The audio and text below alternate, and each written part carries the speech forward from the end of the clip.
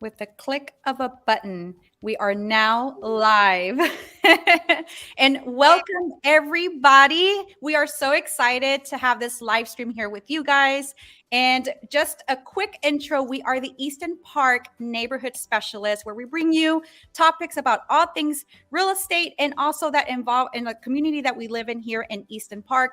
We also invite special guests and our residents for a quick highlight of what they have to offer, because we do have a lot of residents that have their own businesses here in the community. So without further ado, Araceli, if you don't mind introducing our resident highlight and our guest speaker as well.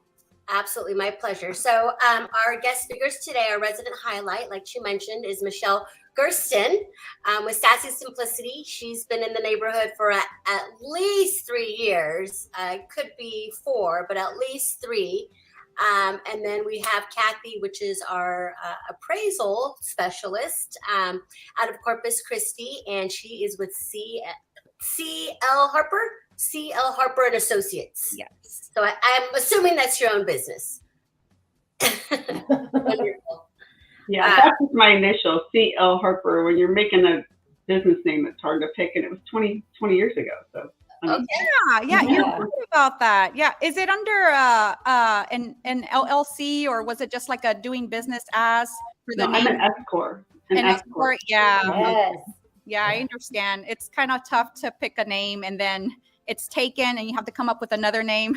Well, then you figure a domain name for your email, and my email address is so long, but I don't dare change it because it's already been out there for so long. It's been established, so that's good. People are willing to type that in to send you a darn email, so it's good. Thank you.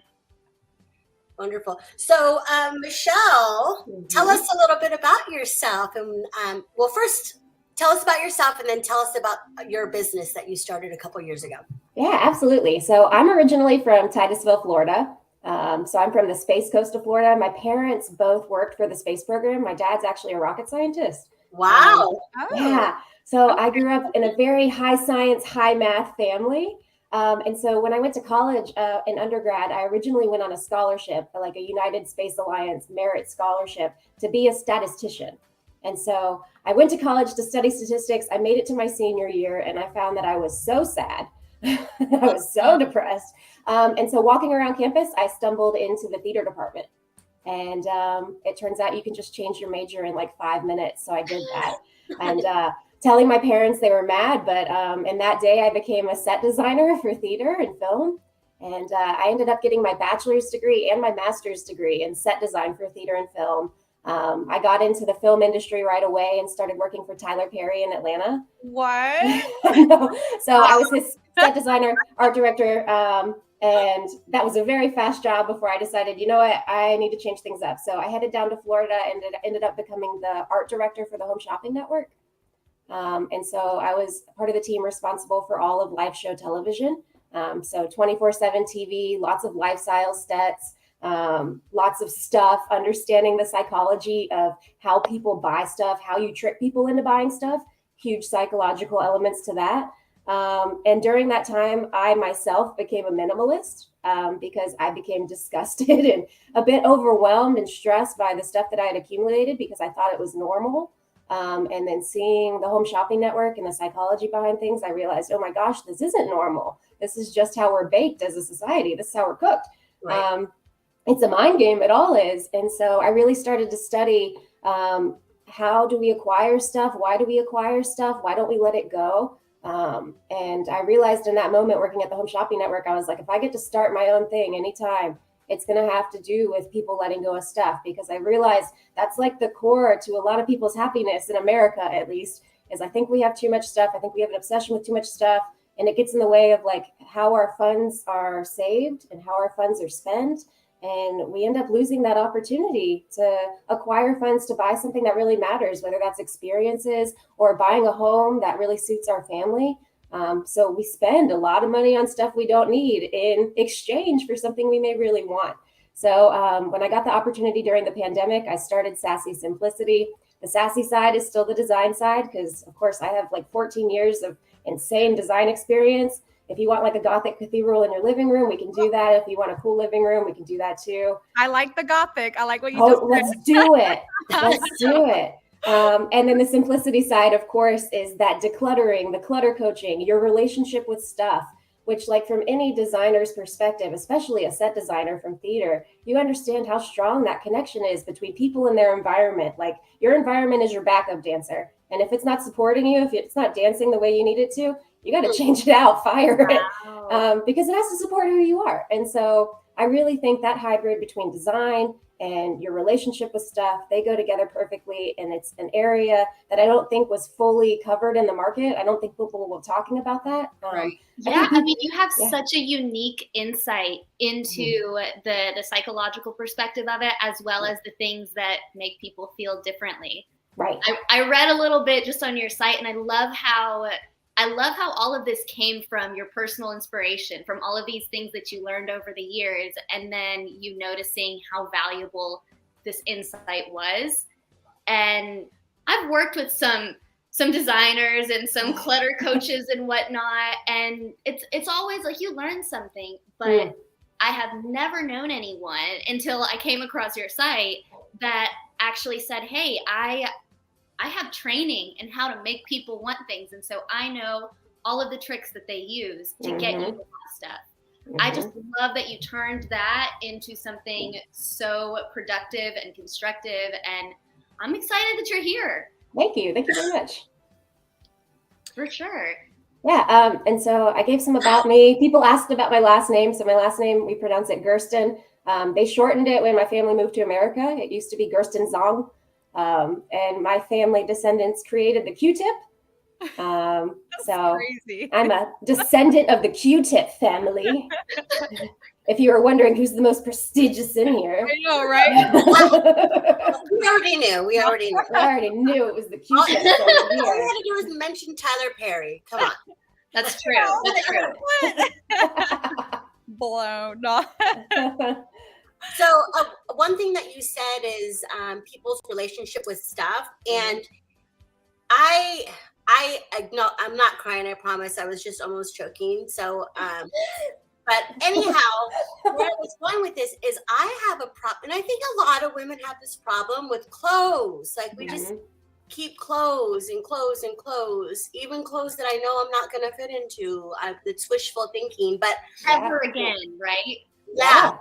I do a lot of self-analyzing, a lot of deep digging into myself. And I realized a few years ago that the reason why I hoard clothes is because I was fostered and adopted when I was little. So the only thing you could take is your bag full of clothes. Yeah. So my clothes were my identity, just like you said. Like my clothes, I have clothes that I had since high school. Girls, I'm about to be my 25 years since I graduated high school. Wait a minute. Araceli, you got to show me what you have. There might be vintage wear that people are like spending tons of money to purchase now. Yeah, no, and some of them still fit me. So I'm like, winning. Yeah. Doing it, obviously. It really is a psychological thing. So when you meet with someone, what's the first, is it intake, or how's your process go? It's definitely intake. So the first thing is, if it's not a problem, I don't think you have to change it. That's the first thing I think of. So I'm not going to force someone to be passionate about letting go of stuff if they're not coming to me with that goal. But if clients are coming to me and they're saying, I'm overwhelmed, I'm like broken down, I have no time, I'm always like decluttering, why can't I do this right? Like then we're going to start to get to the heart of the problem. And a lot of times it's too much. So the question I would ask you on the first time is like, okay, you say you have a lot of clothes. Do you feel like you have too many? Is it getting in your way? Is it affecting your day, your life? If I had a bigger closet, it wouldn't be a problem.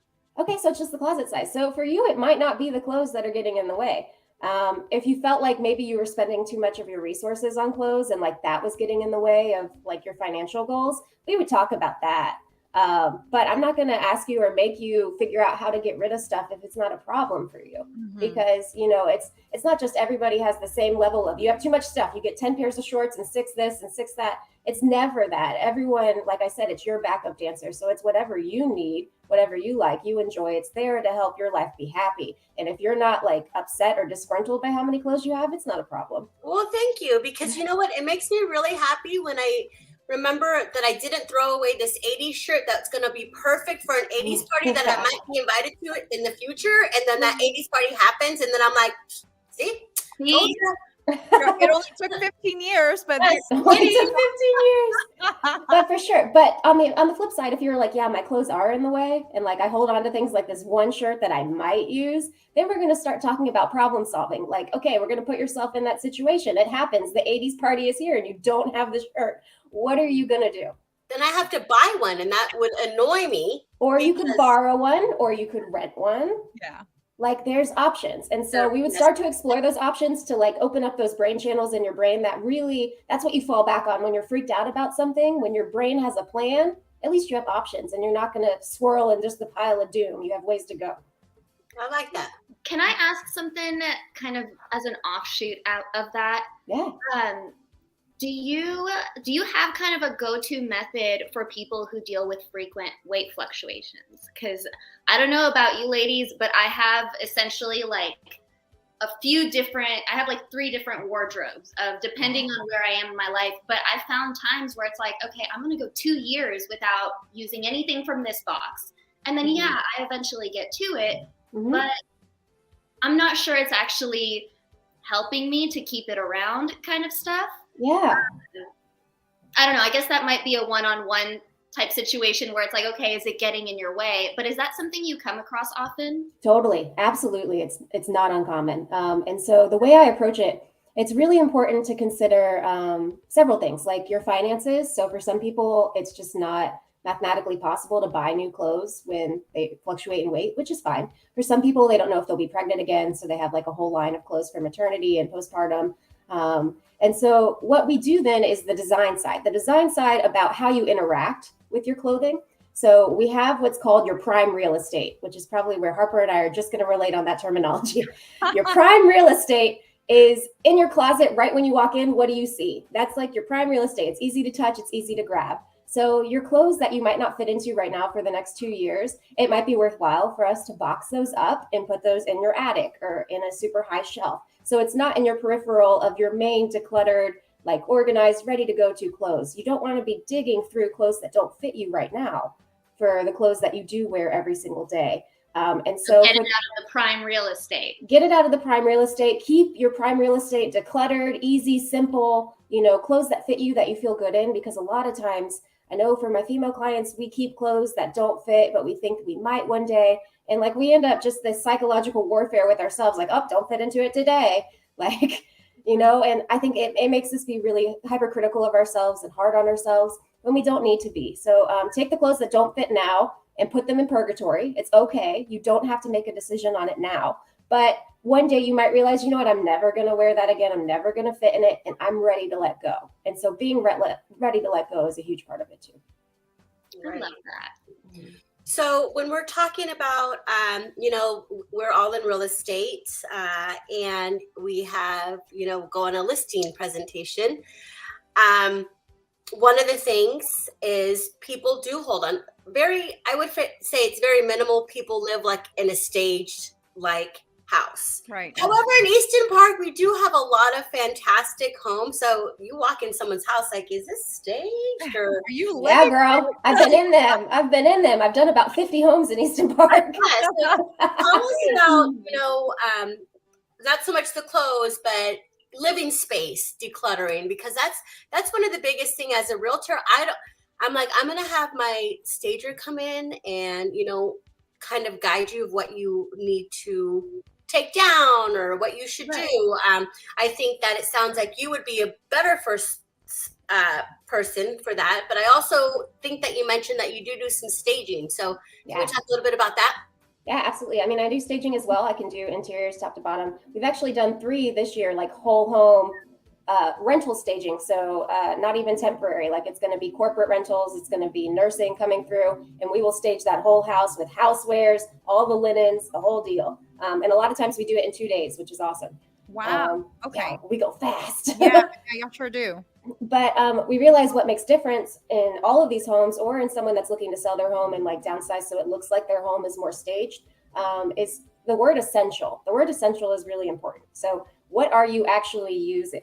And if you have items that you have out just because, or because you think you have to have them out, I would go ahead and pull that down and put it into a box, because if you're not using it, I don't think you'll miss it. And the idea of that box, like that purgatory box, like you don't have to make a decision on letting go of it, but getting it out of your vision is so helpful. And I think clients will see changes right away just by determining, like, do I use this or not? And like, do I have to throw it out right now? No. But do I have to put it in this box right now if I'm not using it? Yeah. It's a mental experiment. And a lot of people find once they box those items up and their vision is separated from seeing those items in their house, they let go of it because they're just not seeing it.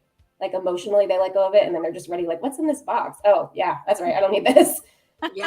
Clearly, I can live without it because I'm not using it. Yeah. And how do you work with couples whenever you're trying to declutter a main space? I imagine naturally you're going to come across things where one person wants to keep one thing and the other one doesn't. How do you balance that kind of thing? Yeah, so I've done a lot of studying with counseling, with couples counseling and couples counselors regarding stuff. And I do a lot of research into that. So it used to be in my intake questions. One of the first things was, do you share this space with other people, and who are they? And even children, because, yeah, that's very important. So like Araceli, like growing up in foster care, or like, just having your clothes, that's all you had. And so it emotionally made a big difference for you. If someone were to take all your clothes and that's all you had at that time, that would have been so traumatic for you. And so really understanding everyone's relationship to stuff within the house is going to be different potentially. And so you honor that in the process. So we try to get everyone there that is part of the situation. If it's children under a certain age, they're not in the initial meeting, but we will bring them in to talk about stuff and to talk about, new behaviors and practices in the house regarding stuff and what we keep and what we don't keep. But it is essential to really balance out and take into consideration everyone's relationship with the stuff in the house, and not just one. That is awesome. Yeah. And I had an interior design question for you, Michelle.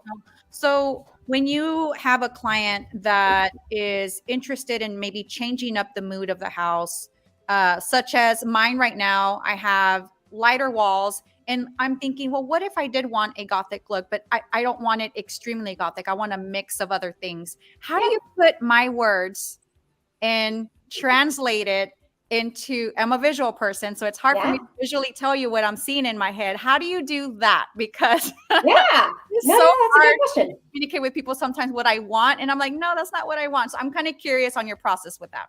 Yeah, for sure. A lot of people actually don't know how to articulate what they want, especially with design styles. They're like, I don't know what my design style is.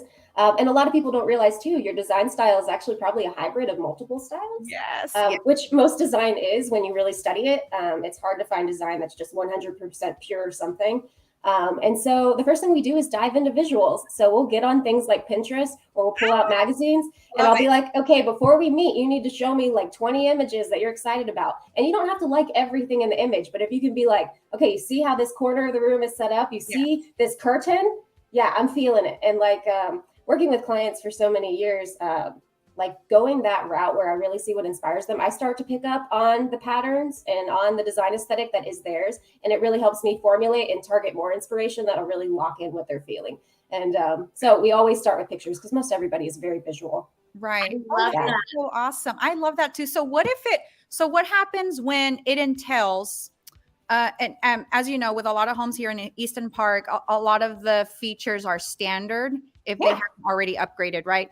And what if, like, for example, the backsplash, I'm like, this is not really, fitting in with what I'm wanting. Mm-hmm. Do you also recommend, like, if I were to send you a picture, this is a kind of kitchen I'm wanting. Mm-hmm. How do you fit that into what you're doing, and also along with recommendations that they may need to, or I'm not sure really what your process is. That's why I'm asking all these questions, because I might even hire you to help me with, I'm too busy with other things that I'm like, I haven't done anything to my house.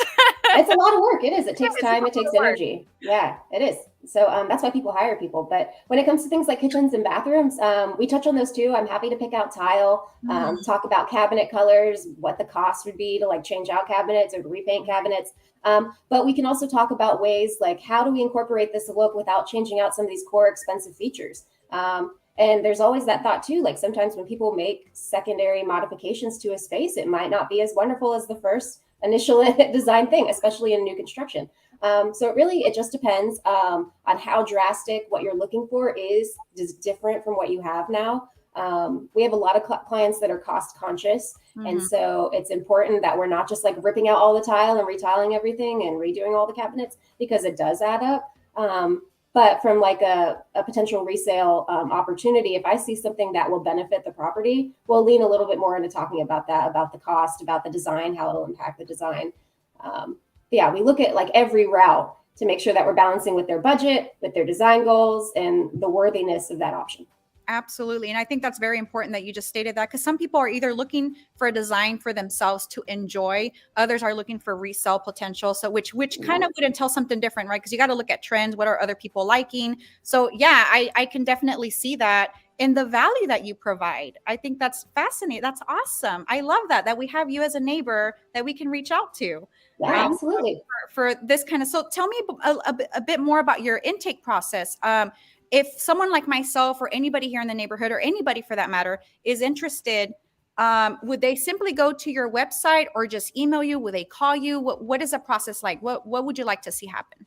Yeah, email, text, calls. At the bottom, you can see phone numbers to the Sassy cell phone. This Hi Sassy Simplicity is the email. If you go to sassysimplicity.com, though, there's an option to select a free 45-minute consultation. And we could do that via Zoom, or we can do it in person. If you're in Easton Park, I'll come to your house. But those 45 minutes are free. You tell me what's going on in your life and what you might want to tackle. I'll tell you what I'm capable of doing and maybe opportunities I see in your house. And then from there, we'll dissect, like customize what I think you would benefit from. So if it's decluttering, a lot of time we do like therapy sessions, like one-on-one sessions, and we target certain areas each time, because like therapy, you're working through a lot of, emotional and like pre-wired stuff in your brain with your relationship with stuff. And so that's a different approach that is very one-on-one. We take breaks in between. When it comes to design, sometimes we'll design together, or I'll go off and create a design and bring it back. But yeah. Can I ask another? Yeah, go for it. Like something else. I don't mean to interrupt you, but I'm so curious, because I know I myself am looking at this, and I have a couple clients that are in this position where they're looking at, most likely they're going to move, just from one house to another within the next couple of years. Right. And they want to declutter, but they're in this weird spot of, should they essentially just declutter for the sale and then deal with it once they move into their new home? Or is it something where it's like there would be a benefit to you meeting with them ahead of time, and you could already do some decluttering and then do the design after they move in? Mm-hmm. How would you deal with it if it's not a space that you're planning on staying in for a long time? Yeah, I mean, when it comes to your space, like you think about it like a dollhouse. So if you were to shake everything out of that house, what falls out? It's all your stuff. And so in dealing with your stuff, we can figure that out before you move. Like anything that's going to move with you, even if you wanted to incorporate some of that new furniture that's going to be in the new design, if you wanted it in your current house and you don't know how long you'll be there, that's totally fine too, because you're going to take that with you. And when it comes to decluttering the house that you're in, a lot of times people have too much stuff, just period. Like, and by too much, I mean, like, it's more than you need to be happy and to live. You just think that you need all that. Like a survival instinct, right? It is a survival instinct, and everyone comes from different types of backgrounds, different types of trauma, even age groups. You'll see like historically what they've lived through, like our older generations that have been through wars and been through certain conflict in the United States and depressions. They'll cling on to things a lot tighter because they've been through the hard times where you don't have those items. And same thing culturally. Like if you're coming from a different place, you've gone through a lot more complicated struggles than a lot of people in the United States. And so it's just something to think about. But when it comes to decluttering, there is a lot of stuff we hold on to that's not essential, like that word essential, that won't necessarily impact your quality of life. And so just meeting to talk about that stuff from the beginning, if it is a problem for your clients, or if you feel like they have too much, if they feel like they have too much, it's perfectly fine to start that process before they move into the new home. But if they really want to hate their stuff, go ahead and pack it up and carry it all themselves. Like it's a really good way for you to fall out of love with your stuff when you have to move it all. Yeah, that's a fact. That is a fact. Super fact. But yeah, I mean, there's never really a wrong time to declutter if you want to. Like if a client is coming to me and they're ready to do it and they want to do it, yeah, sure, it's a perfect time. Awesome. My other question is, and I know some folks, I know you mentioned the 45-minute consultation is free via Zoom or in person if they live here in Easton Park. Yeah. What is a range normally that you charge that you're seeing on average for? I guess it would have to be split up if someone wanted to hire your services for decluttering, what would that look like? What would that range look like? Or alternatively, if they're looking to hire you to design, because that can probably take some time. Like if I were to hire you, I'm thinking, man, that's going to take me time to look at all the Pinterest images. And then I get distracted with, ooh, this looks pretty. And I can be hours doing that. So I would imagine that can take some time to gather all the inspiration. And then for me, I would feel like, what if I'm missing something out? Maybe I didn't send her something that I'm really liking. And that happens often, right? People get their inspiration from either TikTok videos that they see or Pinterest or something that they walked into a friend's house. So I'm curious what that range would look like. Because I think people might want to know. And I know that would vary, right? That's what there's a consultation for. So you provide an accurate estimate on that. Yeah. So when it comes to like looking at images, that's like what I consider homework. Like we're not billing you during that time. You take as much time as you need. And we'll get together when you have the images, and I'll have my images and we'll chat through it. And same thing with ongoing communication. So I have lots of clients that'll just text me when they're out at a store, or I'll just go meet them at a store just on a spur of a moment day. And so times where we are together, I'm billing, and hourly rate is what I'll do. And so it's anywhere from 60 an hour to 80 an hour in person. And then whenever I'm designing, which I always tell my clients, like, okay, I'm designing the nursery this weekend. It's going to take me about 3 to 5 hours at this hourly rate. And so we always keep those limits in place so we know what's expected on both sides. And I've been doing this long enough. I really have a good idea of how much design time it takes me to accomplish a task. And so when we meet for a consultation, I'm able to tell that out front. Like they're like, I want everything top to bottom in the living room. I'm able to give a pretty good hourly estimate of how much the design alone will cost. And tell them what that'll include, because I source everything for clients too. So they'll have product links to things. I'll go with them and shop in person if they'd like, or I'll go shop for them. So it really just depends on their goals, but I've been doing it a long time. So meeting for that consultation is essential to really break down that itemized list. Wow, that's amazing. I love that you highlighted everything. And it's very, like, for some people like myself, I want to know, okay, that's good.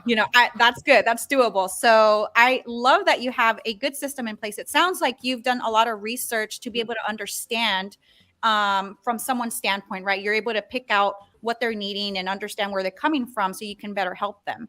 So I love everything that you shared so far. I'm excited. Yeah, absolutely. Yeah. And then each client is different. So that's why that consultation makes a difference.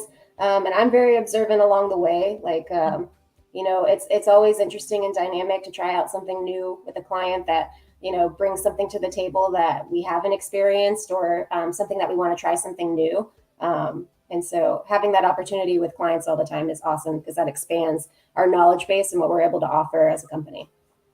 Wonderful. Yeah. Well, that has been great. Thanks for sharing, Michelle. We only have an hour. So one of the things we know doing this live stream is we could talk about things all 2 hours. So yeah. It'll carry on into happy hour. Yes. So thank you so much for everything that you've shared. We invited both of you because one of the things, first, we want to see what's bringing value to people that are walking into your home, as it's being staged, what needs to be taken away. But then we invited Cathy because she's an appraiser. Yes. And there are things that will bring value to your home at that appraisal process that might not, and there are things that might not bring value at that appraisal point. So, Cathy, she was talking about redoing bathrooms and stuff like that. What are the 2 biggest rooms or the most significant rooms or things that bring value? Go ahead. Oh gosh. So hold on a second. Cathy, if you don't mind introducing yourself and telling us a bit about yourself. I want people to warm up to you and love you because we have you here in our live stream. So go ahead and do that first. All righty. So my name is Cathy Harper. I live in Corpus Christi. Appraising is my second career. I've been appraising for 20 years. I'm prior military. My husband's prior military. My daughter's in the military now. But having said that, at times I come off a bit matter of fact because I've worked with men for 20 years until I worked on my own for 20 years. And I'm an analyst. I'm not creative. So I just see black and white in numbers and you're perfect for that position. I really love it. But I also love to be out and visit people's houses. I get to see all these ideas I could never come up with myself. So, and just meeting people, there's just so much to to enjoy about all different people from everywhere and all kinds of experiences. So I love the combination. I get out and, visit people, but I also get my time in front of a computer crunching numbers. So Sounds familiar. having said that, that's where we are so different in how we can determine our opinion of value. So many times you see, well, it's selling for dollars per square foot. This many dollars per square foot. This neighbor's dollar per square foot. And I looked in Easton neighborhood. There's a range of 1,400 to 3,400 square feet houses. Yep. Those are not all going to be the same dollars per square foot. You have to take every aspect from it. I don't know if I can share screen easily or if it's tough. I don't know. If you can, let me know. I haven't tried it from StreamYard because we use the StreamYard service. So I'm not sure if it lets you share your screen. I think you might be able to do it if you go to the bottom. Yeah, there we go. This is a screen of my appraisal. Oh, that is so cool. So this is typically where I start with 15 different properties that I've already come down to this few. This few out of, I think in this neighborhood I probably started with 45 yesterday, and then these were most similar. So the way it works, I don't know if I can. There we go. So if you see along the side, the gross living area is there, but then the sales or financing, and then concessions, date of time. See if you'll see across. Date of sale time. Yep. There's been appreciation in this neighborhood, so that's adding value. You know how you say, well, 5 months ago it was this. Well, I'm going to measure that. Location, that's going to have a difference. Are you on a lake? Are you on a pond? Are you on a golf course? This one's just neutral residential. Right. Fee simple doesn't always matter. Site size. Look at the difference in site size. And that just doesn't always add up to dollars per square foot, right? Exactly. And then you go down to bedroom, bathroom count, and the gross living area. Well, now those are, see how close these are? Yep. They're just not, and they're all the same room count. So there's nothing there. Another thing is, in older neighborhoods, sometimes you'll have the difference of central heat, central air, or window units, right? Not very often in the newer neighborhoods. Garage, 2-car garages, pretty standard. If you have one that's a 3-car garage, that's probably going to bump you up some. And then you go into standard kitchen. And I think this is a big place where people do make a lot of those improvements. Like you said, bathrooms and kitchens.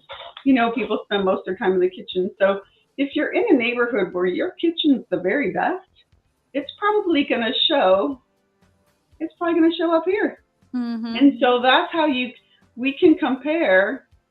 If we can compare this to this, and where does it end up balanced, right? And so if it's not balanced, then it's probably a kitchen in there that's pushing that value up. Say these things everything's the same, except for this kitchen is phenomenal. Well, that's called match pairs. You get these two things together. This one caused it to go up because the kitchen's great, and this one that doesn't. So one of the things, processes we use is match pairs like that. So we can look at, even if it's a group of properties that have great kitchens and poor kitchens, do a value difference. Pool, no pool, value difference. Wow. If it's typical in the neighborhood to have a pool and you're the only one that doesn't, it's a big deal. Yeah. If it's typical to have a 3-car garage and you're the only one that doesn't, it's a big deal. Now, if it's typical to have a 2-car garage, it might not be as big of a deal because it might be a little bit over improved. So it's just hard to measure it all. We can't say that garage cost $20,000 to build, so therefore now its value is $20,000 more. Right. But some of what does affect condition is the updating, and we can see a difference there, especially in 20-year-old house. Have they updated or not? Well, that's a condition difference. And then we can measure that by comparing that way. So the big deal is comparing within your buyer's view. What are they looking at? What's a typical house for them to look at? And that's where you go back to the square footage. A typical buyer is going to buy a range of size. They're not going to look at a 1,400 square foot house and a 3,400 square foot house. So, narrow all of that down and then start comparing, make them apples. make them apples on a chart. Well, this has this. Oh, so that made it. We're buying a boat right now. One had a T-top on it. I'm like, I really don't care about T-top, so I'm not paying $6,000 more for a T-top. That just doesn't matter to me. But someone else might. They're willing to pay that. We always have this example, the golden toilet seat. Just because you put a golden toilet seat in your bathroom doesn't mean you're getting that money back. Yeah. So, it's just not everyone's preference. So a lot of it, what's typical from the neighborhood, what's a sought after amenity? I think everyone knows you pay more for a pool than you get back in return. Yeah. Mhm. Can I ask that? Pardon me? Sorry, can I throw a question at you? Oh, I love questions because I ramble. Oh, no, you're giving me so much good information. You're not rambling at all. You just got me curious. Because you mentioned, if a pool is standard in a neighborhood, then, it's going to count against you if you don't have it. What about if you see that a pool is not necessarily standard? There's a good chunk of them, but there are different kinds of pools. Do you guys ever take that into the appraisal consideration, whether it's, a fiberglass case or like all other things being equal? Either the material that it's made of or whether it's chlorine or salt water or ozone?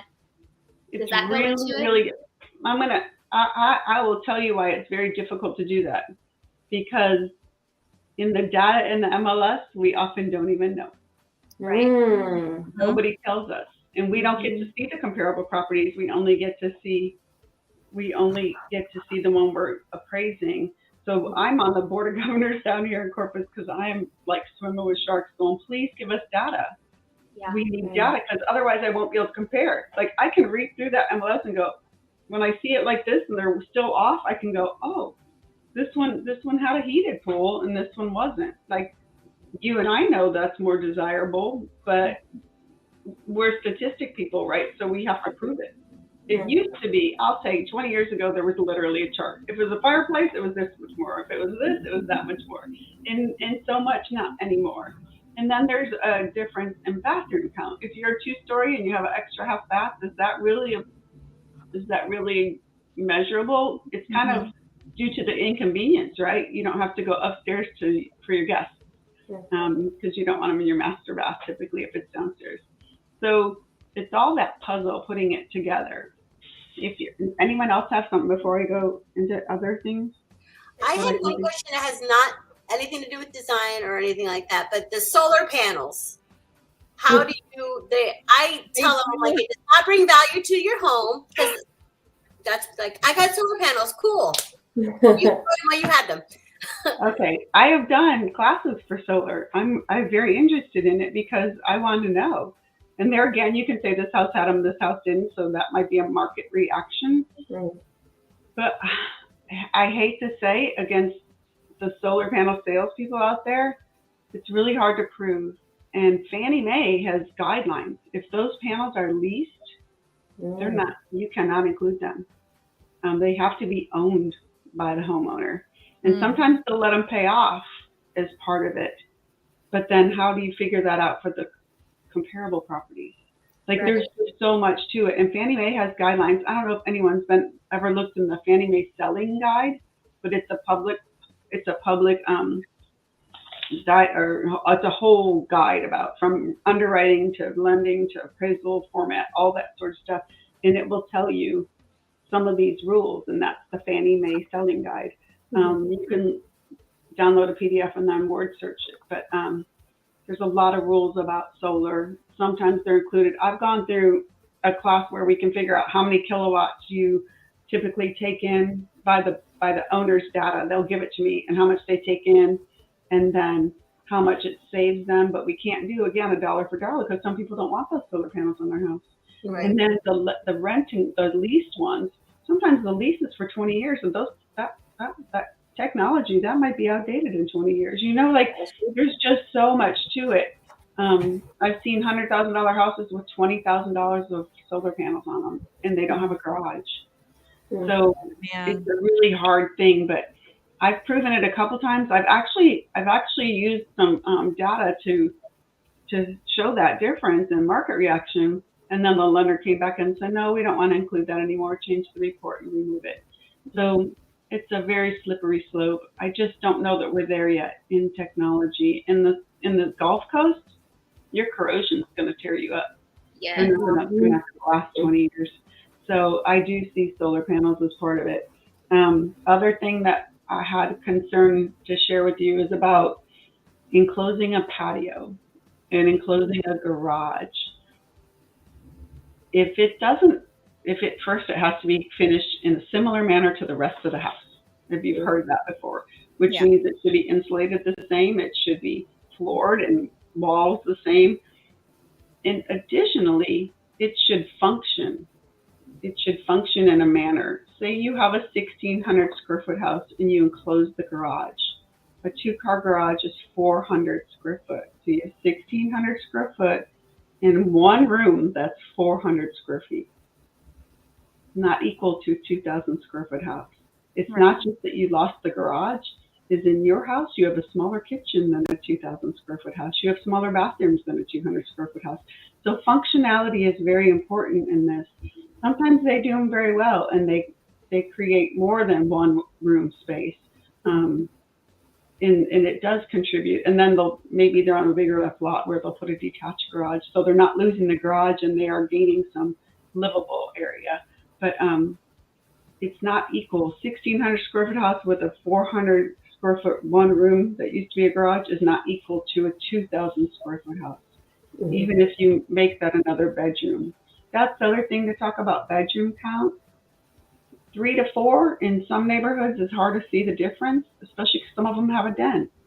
So people can use that den for a 4th bedroom. So it's hard to say this is worth this much more. I did do a construction loan for someone a couple months ago, and I couldn't find 3-bedroom homes in the area. So guess what? That's going to hurt that house that it's not that's not a 4-bedroom. They're all 4 bedrooms, but they were building a 3-bedroom. I was like, might want to think about that in this area because this market says we're buying 4-bedroom houses. But then again, that den is another living area that could be used as a bedroom. So then you have like 2 living areas versus, 2 living areas, 3 bedrooms versus 1 living area and 4 bedrooms. Yeah, it's kind of a balance. Like look at the puzzle, like put them side by side and say, where do they line up? And I think most MLSs actually let you do some of that, right? There's a report that you can get where they're side by side. And RPR, I think, does some of that too. Yes. But, so it's hard to just differentiate. Now, if you're in a 4-bedroom neighborhood and you have a 2-bedroom house, you're probably gonna be in the market a while. So some people break down walls, right? Create 1 big bedroom instead of 2. So what would you say about because you mentioned the enclosed patios, and I've seen a lot of those done here in Easton Park, in all different kinds of finishes. I think I've mostly seen them on homes that are over like 2,700 square feet usually. And then a lot of people will make it to where it seems like an extension of their living room. How, like, that, obviously you'd have to have the finish outs just right, but say you don't finish it just like the rest of the house. Is that going to be about the same, like in your mind statistically, as like, okay, well, they essentially put in fancy blinds, like they essentially put in fancy shades. Is that how you think of it? Well, it's definitely worth value, right? Because it's an upgrade.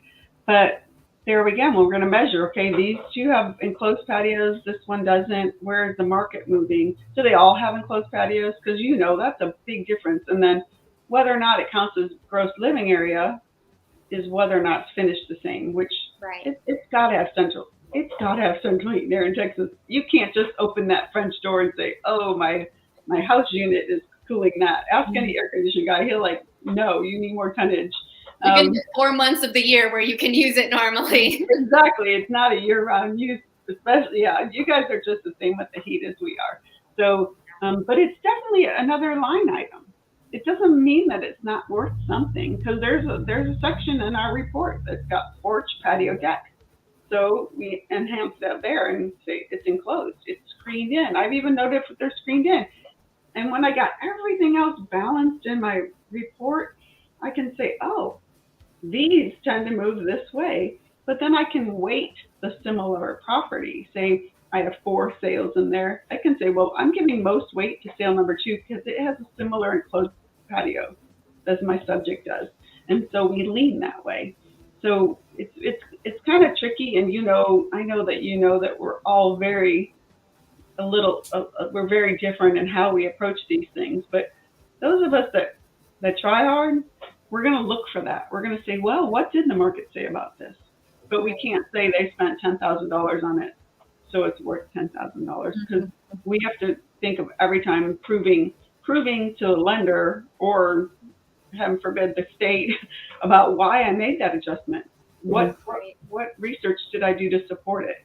So a lot like the pool, where you're just going to have to line up apples to apples. And that's what we have to do. And the same with the gas, if the pool is heated or gas heater or electric heated, there's so many differences. Or all that landscaping.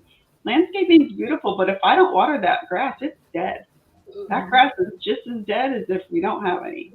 And so that's a really hard thing to value. So do you ever get, I know that with a lot of my buyers, especially if it's a unique property, whenever we get the appraisal done, and I imagine y'all do too, Araceli and Liza, where it's just like, okay, well, I'm going to send this little packet out with the comps and details about this house, especially if there's some off-market sales or something. I always make a point to send that out. Is that something that you really consider? How much weight do you give that kind of information? Well, not all of us do, but I will tell you, there's no bad data. If you give me your CMA, I know where you were thinking. I know what you were thinking. Then it brings me some more insight to what's going on in your market. Or I've asked agents before, what else did you show this buyer? What else are they interested in? Like that's the market, right? What is this buyer interested in?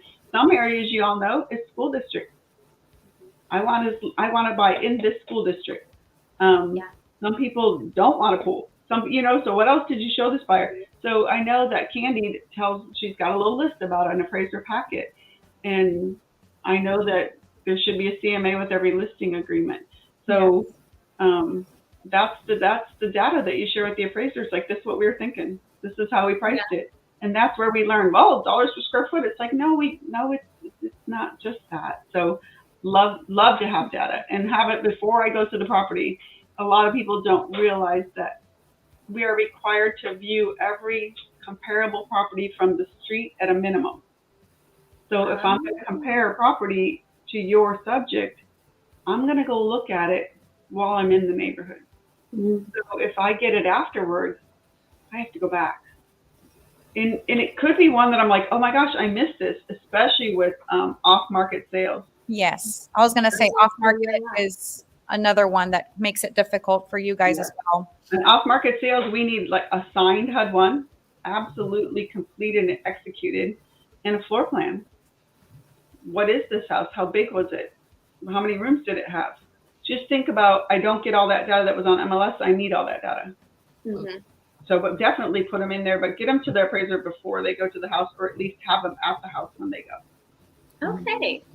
I knew that was a best practice, but I did not know that was the reasoning behind it. That's the reasoning, because I have to take pictures of all those houses. Okay. And do you ever reach out to, I don't know if this is silly of me, but I've put it before where it was like, okay, this was the off-market property and sale, and I would put the number for the agent that worked with the people. And do y'all ever actually call them just to verify, yes, this is what happened? Are y'all allowed to? Yes. And in fact, very often we call and we never get a return call. So I've returned y'all's calls before. I'm like, I want to help you. I know how it is. Because I had one that they mentioned something, and in every comparable property, there's things that I don't quite know that didn't spell it out. And that's why before you close out a property, add everything in there. It's like, why is this $10,000 more than the list? Well, they put a new roof on. They put a new roof on, but it's not worth $10,000 because every house that sold had a roof. But it explains. You know what I mean? You need a roof for it to be a functioning. You have to have a roof. But yes, I think that it's there's just no bad information. And the sales agents in the new construction around here, they know me, and so they'll tell me. And if this person, I had one with a builder a couple of years ago. With agents, they just put every bell and whistle into this house. I think it's going to be tough, tough to support because it's probably a little overbuilt. Mm-hmm. But they gave me the heads up, and they're realistic knowing my rules. I can't just say they spent $10,000 more to put in, St. Augustine sod. Right. I can't care about that. Because they had Michelle come and help redesign. So Exactly. But you know what? I really don't like goth.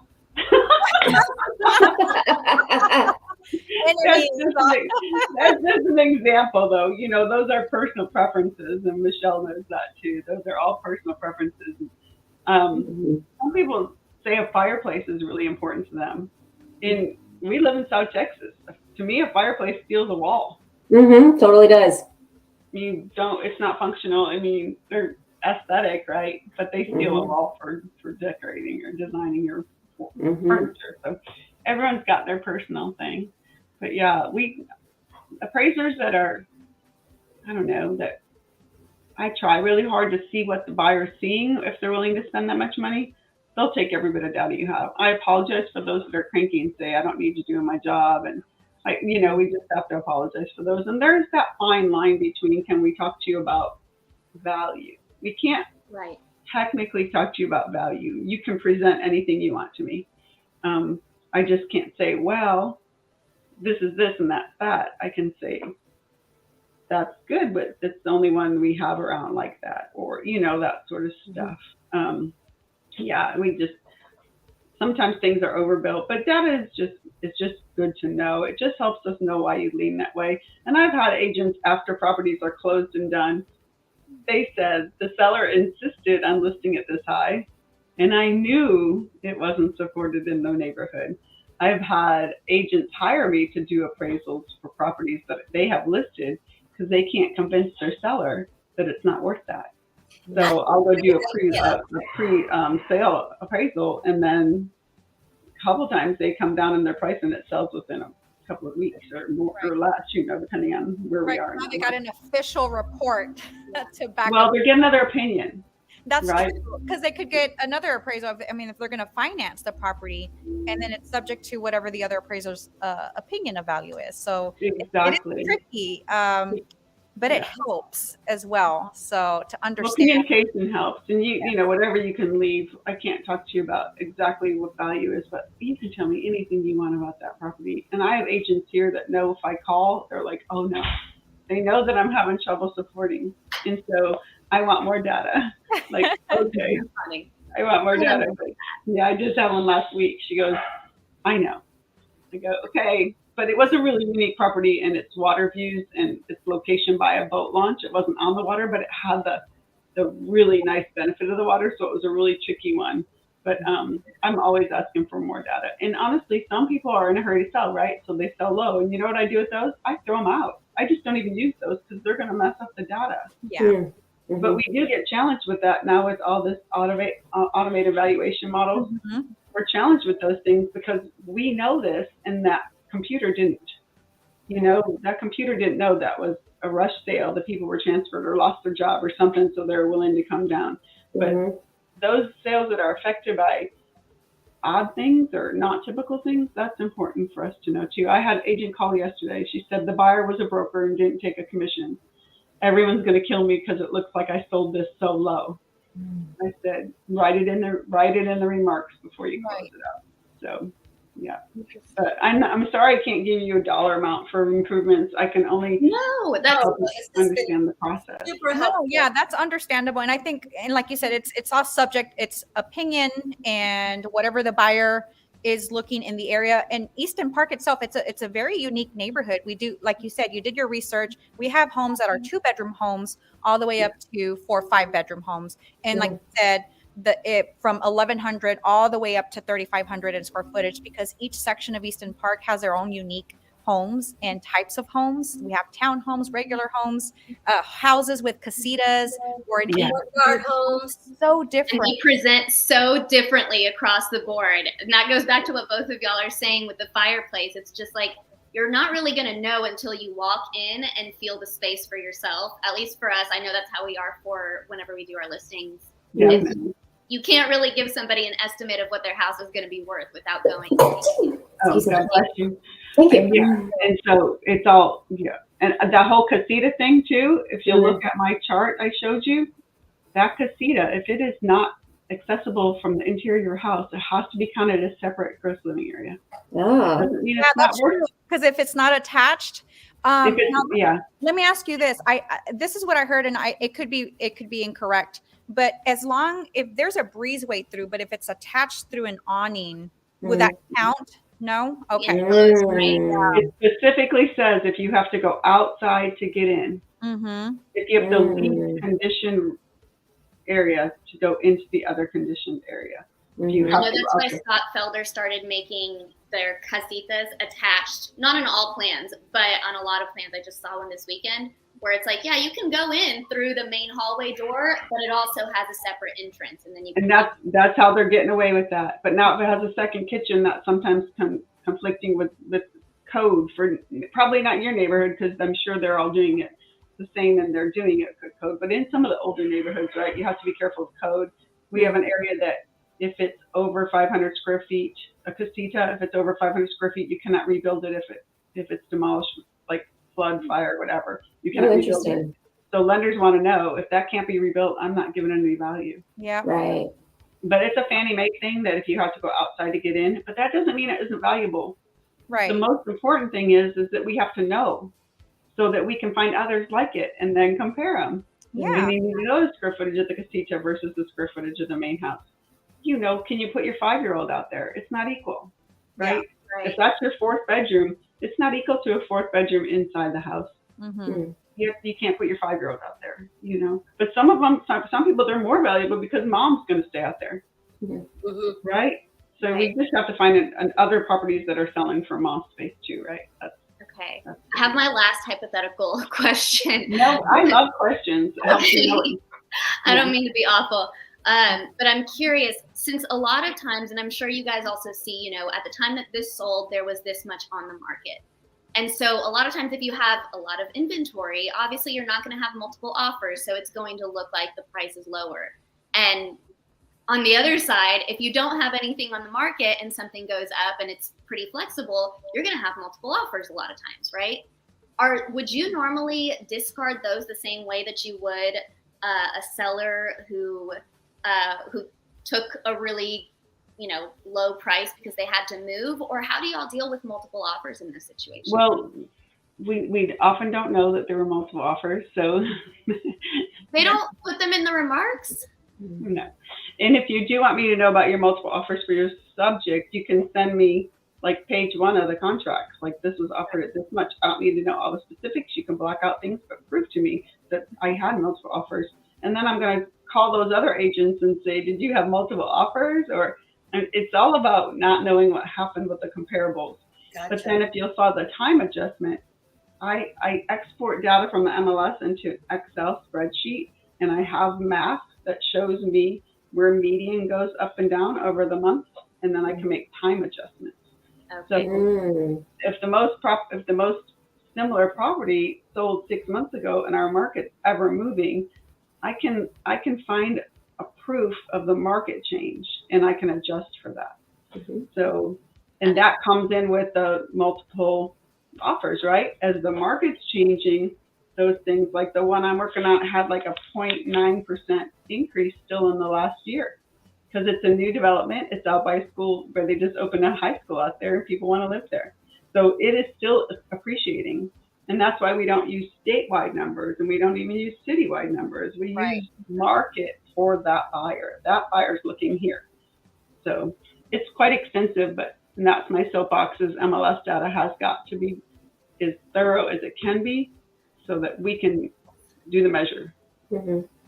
Backed by the data. It has to be backed by all the numbers. Get it. Yes.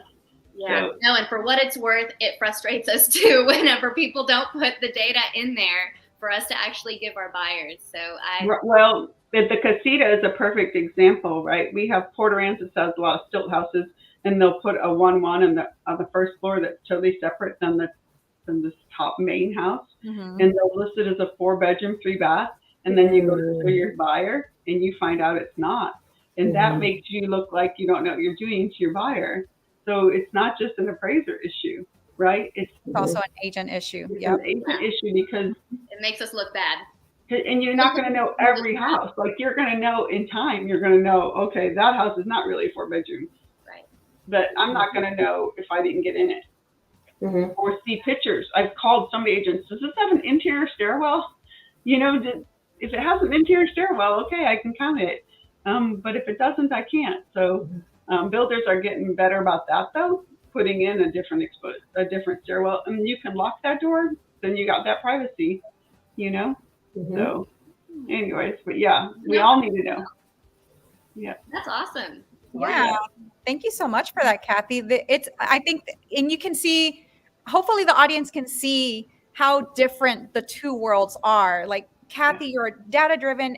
You have to, right? You have to provide the numbers and show the proof.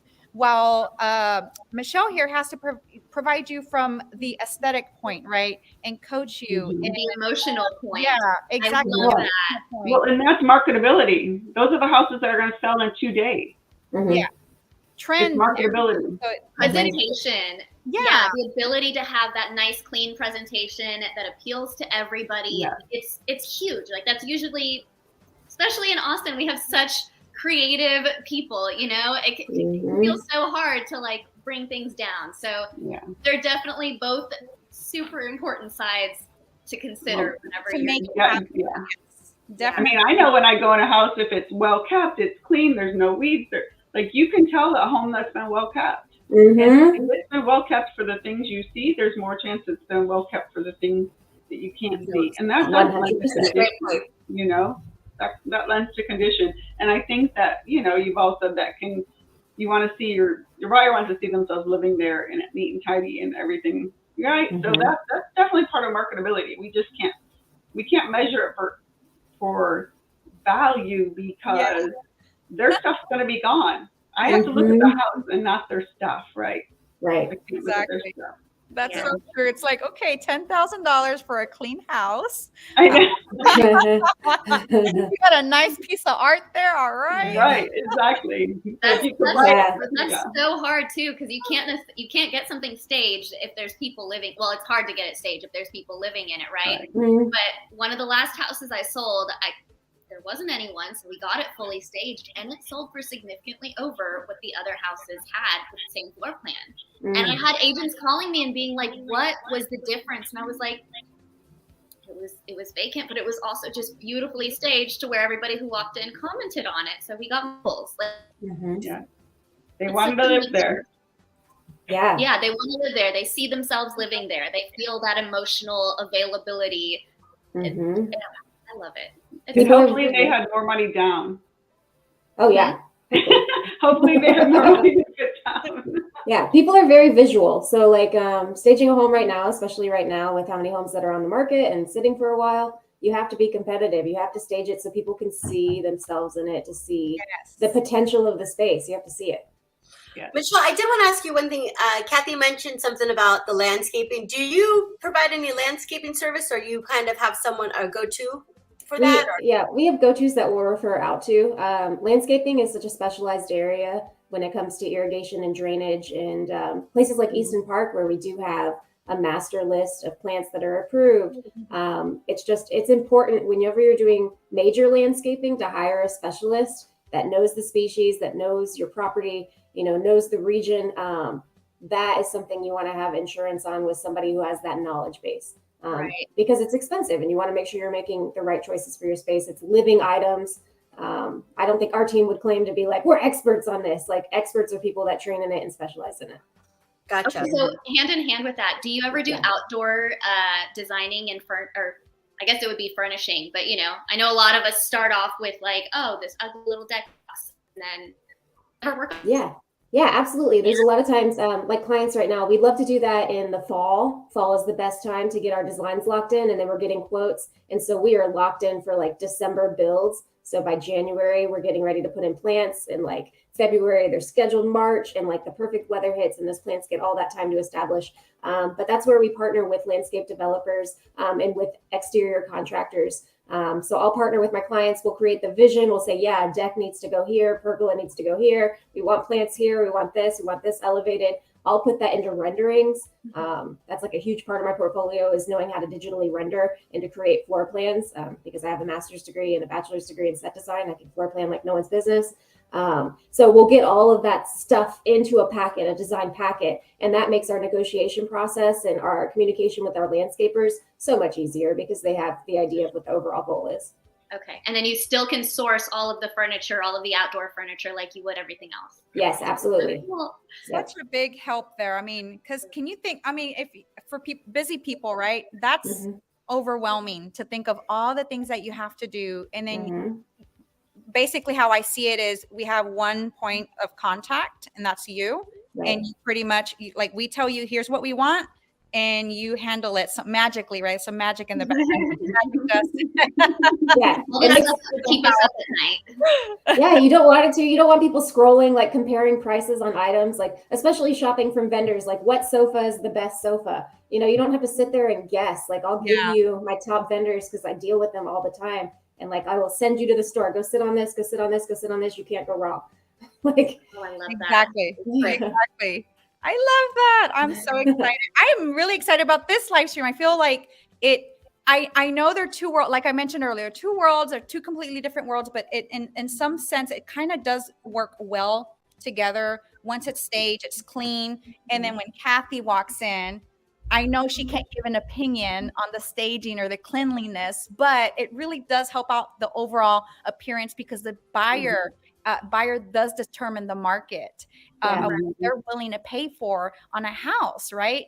And especially with other, I know here in Easton Park, it is becoming a trend to either the landscaping on the backyard or a pool, right? Because I know our amenity center cannot fit all of the residents. We're a growing community and we only have one pool, and which is one of the constraints our people are having here in the neighborhood. They're like, you know what, I'm just going to get my own pool.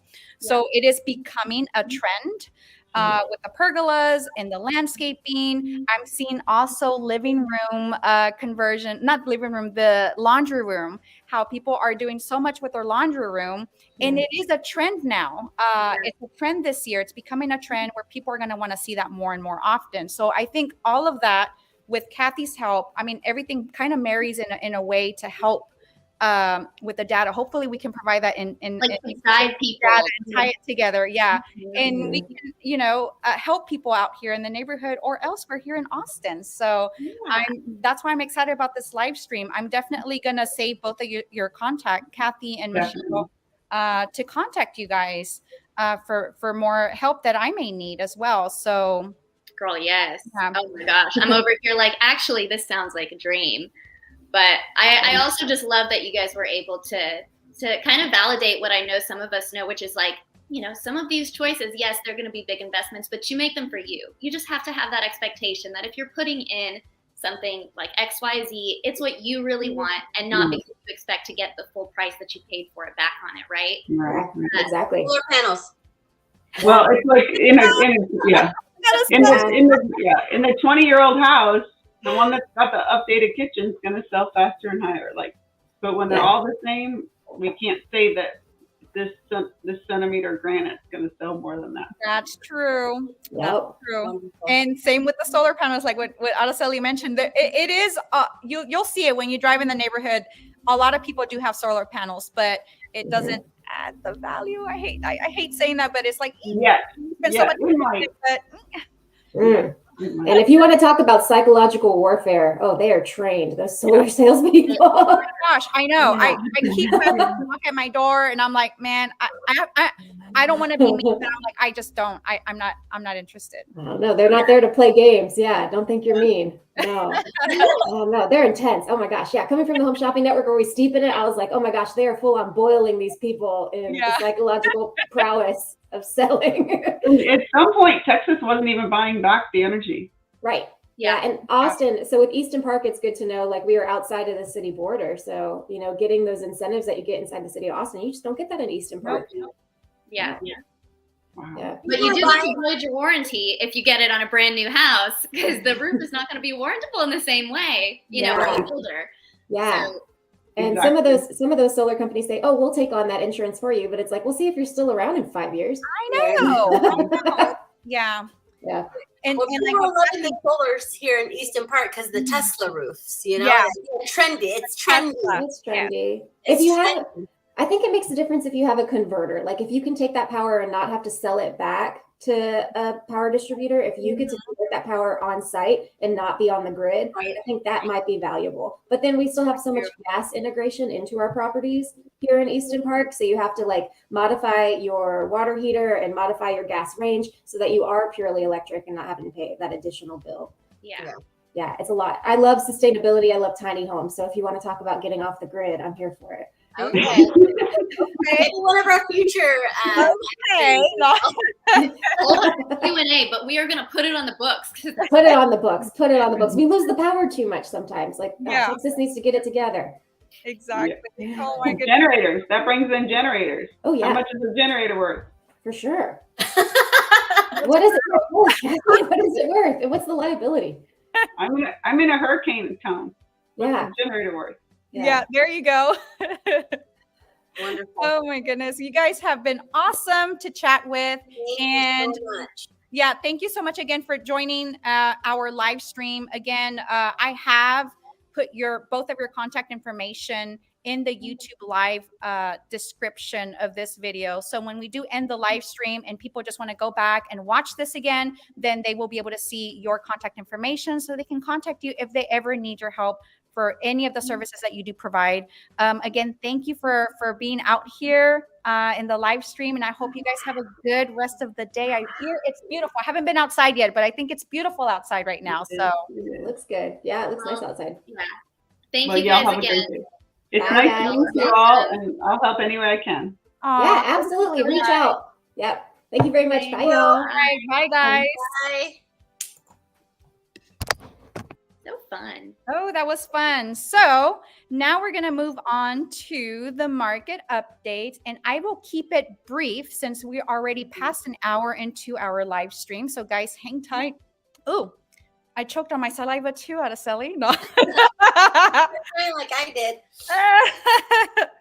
All right. So what I did here, I combined January's slides and also February, so we can see for the resale side. And as we see here, so for January, we had the days on market plus what we have on the range here between 377 and 729, with 11 of the properties on the market on an average 43 days on average on the market. And then if we look at February for last month, we see that the price has increased, right? So we do see a bigger range on there. We have more active properties on the market and then less days on average on the market, 30 days. Now, I did run this a few days ago, so these numbers might be a little bit off. I didn't run it again this morning, but they should be somewhat similar to what you guys are seeing here for February. And then pending, we didn't have any pending homes in January, which was crazy, right? But now we have 8 pending homes on the market. Those have averaged 26 days on the market, and then they were ranging between 400 to 700,000. We did not have any closings for February, but as you see, those are going to start rolling in now for spring in March. So we are going to see a busy spring into the summer from what we can see as the trajectory goes, right? So Looking good. Yeah, it's Easton Park is definitely moving. Now, this is for resale, and I am kind of speeding through it, guys, but I will post the slides onto the our Facebook private group that we have in Easton Park. That way you guys can see it as well. Now, moving on to new construction. Actually, hold on a second. Bad me. I'm going to slap my hand. Do you guys have anything that you're seeing, anything that you guys want to contribute as far as what you're seeing here in the neighborhood for the I think stats? you covered it. You covered it perfectly, at least for me. Yeah. Okay, we're going to go into new construction because I know that's going to look drastically different. And again, just as a reminder, the reason we do these separately is because we are a relatively new neighborhood, but at the same time, we also have older sections of Easton Park that we have a lot of resales happening, and we still have new construction going on. So we have tons They of work, construction. they work so differently. Yeah. On, the data that we get from it. So a lot of times we do see them sitting on the market longer, but they're also working with lender incentives. They're working with things that a resale seller is not going to be working with. Mhm. So Exactly. And then Araceli, in our last live stream, you did mention that, and thank you for reminding me on that. not everything that you see here for new construction is everything that I can pull, right? Because there are off-market sales and a lot of them are new construction. So this data is not 100% concrete, but it gives you an idea of what we're looking at for new construction with the data that we do have available. So as you see for January, we had 64 homes on the market and they range between 370 to 899. And then for February, we have less homes on the market. And the prices are, it's a little bit down. And again, like Gabby mentioned earlier, because of the incentives that they're offering, they do have, a lot of the builders are offering either flex cash, which can be used towards buying down the price of the property. And then they also have seller incentives that can be used also to buy down the interest rate. So all of these numbers are kind of, no matter if they listed at a higher price, but ended up closing or ended up going on the market, or they just reduced it. This is all going on at the same time for new construction because they do have a lot of inventory that they're needing to get these properties pretty much closed and under contract. Now, for the pending, you will see that the price is relatively the same. We do have less homes that are pending right now under contract that are new construction. And it's weird because of the days on the market on the pending homes. For February, we're seeing 90 days versus the 66 days. That will change. Again, once we get into spring, I think we're going to see a lot more activity happening. And as you see clearly, in January, we had 2 closed transactions, right? But in February of last month, we had 12, and they averaged less days on the market than they did in January. And we're also seeing a higher price range here. We have 334 to 978. For the month of February in new construction. That's 12 of these homes in all of those price ranges that sold and averaged about 2 months on the market, versus in January, we only had 2 closings of new construction homes that averaged that were in the range between 638 and 699,000. And they were on the market for 69 days. So we're seeing less days on the market. Prices are a little bit higher. We're seeing more activity. Now, I don't know about you guys, but interest rates did go up. So it's going to be interesting to see what March will have to offer, right? Yeah. When those closings happen, what that's going to look like. What do you guys think? Yeah, no, definitely. I think that because the interest rates went down for a tiny bit. Yeah, they did. New constructions, they were able to lock in that rate. So moving forward, there was a little bit more closed properties. Now it's so volatile because even, outside of Easton Park, I have another home that's closing in Kyle, where 2 weeks ago we were able to lock in a 4.99 with the builder. Yeah. With $10,000 flex cash and incentives for the realtor to bring them a buyer. Now, fast forward to 2 weeks later, I was there yesterday looking at our house. He's like, oh no, our rate's now 5.85.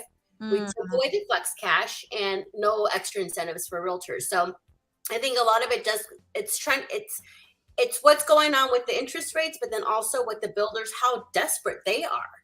Exactly.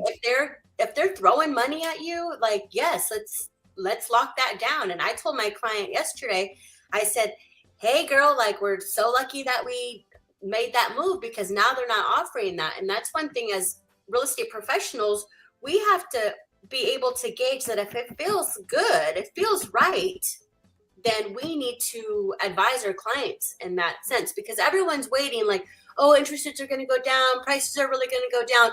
And we have seen it up and down, but there's no magic. There's no knowing. Yeah, there's no magic ball. No crystal ball. Exactly. If it feels right for you right now, do it, and I think that's what these numbers are really showing, especially with the new construction, is they're giving a lot of cases, they're giving incentives. Yeah. I do want to comment on that 978 though, which is the model home. That was the model home. Yeah. Which includes landscaped. Yeah. And even more to the argument that these things do matter, right? When it's landscaped and it's staged and you have beautiful presentation, nice curb appeal, right? All of these things matter and it helps the property's value, right? Not really not necessarily what you're going to put into really the buyer, what they're willing to do, right? I personally have had I had a particular buyer recently and it wasn't in Easton Park, but it was in a different neighborhood and in Southwest Austin. And the property just went on the market and he was like, this is it. This is my property. And it was overpriced, but he was willing to pay more just to get it because his nerves were like that it was going to go in multiple offers, because to him, in his eyes, this was the best property he has seen recently. He's been waiting, right, for a while. So again, it really, the opportunity cost of losing something that you're like, whatever the buyer is looking at, what they're wanting and what they're wanting to pay for that property. And I'm telling you, that buyer was ready to bounce on that property and submit over asking, even though the agent's like, I don't have any offers on this property. We recently went on the market. And I'm like, okay, great. But I'm going to let my buyer know and see what happens. But yeah, it's just crazy, the mentality, behind it when someone is buying and home shopping and house hunting. So hopefully these numbers help out. I mean, yes, all of that is super important. And I want to add that the schedule, the timeline is also super important, because I've noticed, and we don't see it reflected as easily in these stats, but essentially a lot of the properties that go on the market, that they put on the market for us to see the data here, that's stuff that they've already been trying to sell. It's not that when, 90 days ago, when it stayed on the market, that's when they started advertising. No, they've been doing it off market for quite a while. So a lot of times the most desirable lots and whatnot, we're not going to see those hit the open market. And so these will sit, and these might sit a lot longer than some of the other ones that are more desirable lots and all of those fun things. So I think that's just important to throw out there, because a lot of times people will see the actives on the MLS and think, okay, this is all of the new builds that are going to be available. And that's just not accurate. A lot of times you have a lot more options than what they actually put up, whether it's lots or usually if they're dying to get it sold, the stuff where they're like, okay, it is ready to move now, they'll give more incentives for that than for something that's to be built, right? And yes, that also isn't reflected in the data that we can show here. But it's definitely happening. It's definitely impacting things. So now I'm moving on to the leases. Here at Easton Park, people do lease out their property. Either an investment, or they're wanting to hold on to their property and they're going to lease it on the market. And this may cater to you if you are interested in seeing what those numbers look like. Again, these numbers were pulled a few days ago. So if any changes have happened in between then, it won't be reflected here. But as you see, for January, we did have 4 active properties on the market between 2,550 and 5,600. That has increased last month. The range is somewhat the same. Now for pending, they remain the same as well, because these properties do take some time. Sometimes when you submit an application, getting a lease, and sometimes the lease is out a bit, 2 weeks or maybe a month before they can move in. So that will still stay the same. For leased properties, we had more leased properties in January. We had 6 of them between 2,350 and 3,550. And then last month, we only had 1. But once these pendings do get leased out, we'll probably see more activity happening in March. But the average days on market has decreased as well for the month of February. We're seeing 5 days rather than 57 days. Because you got to think, these properties that were put up for lease on the market somewhat last year have remained on the market for a while, and then it's now picking up back up. So it always, that I've seen as far as seasonalities go, they do pick up quite a bit in the spring. So that's where we're going to be seeing these numbers reflected here. Absolutely. So yeah, and I know it's a national trend, but it's especially visible in the Austin market. I mean, springtime just kind of blows up, and I think we're starting to see that now. Absolutely. So I know we're running really, really into this. So if you guys have any last thoughts, feel free to say them before we finish out the live stream. My only last thought that I wanted to put out there is it is South by Southwest week. And if you don't know how to get involved in those events, there's a website. It's kind of cheating, y'all, but there's a website where you can RSVP to everything at once. It's rsvpatx.com. And we'll put that in our little follow-up post in the group as well. But just throwing it out there in case y'all want to go have some fun and meet some cool Wonderful. And spring break for the kids. So Yep. I'm gonna have fun with my kid. No, while everybody I else is still doing have to work. I don't really know. I'll bring my little one with me. Hey, show them some cool technology. Keep them inspired. Yes. It'll be fun. Cool. Yeah. Wonderful, ladies. Well, I love today. I think our guest speakers were fantastic. And you know, I that's one of the things I love our resident highlights. It really gives us an opportunity to not only lift each other up, but learn some really cool stuff, you know, and then our and appreciate our people. Yeah. There's so many people to appreciate, and I just love how passionate people are around. I need to go call Irene to get my hair cut too. So do you see all these grays? I'm embracing all my grays. I haven't cut my hair in a while, but I'm gonna let it grow out a bit longer. So I love it. You're working gray hairs here. Everybody smile as we say goodbye. Oh, bye. Okay. All right. Take a picture. All right. Cool. All right, guys, we're going to end our live stream. Thank you for joining our live stream. Again, we are the Easton Park Neighborhood Specialists. We go live every second Thursday every month. So until next time at 11 a.m. next month in March. So can I say one last thing? Yes, go ahead. If there's anyone out there that wants to be a resident, wants to be highlighted as the resident highlight, feel free to message us. You know, we know several of our neighbors, but there's always a gem that's hidden. Mm-hmm. And if you know of a neighbor that does something really fantastic, please share it with us so we can have them on our live stream. Yay! Awesome. Right. Well, I will be ending this. Thank you so much, guys, and we will see y'all next month then. See you next month. Bye. End it.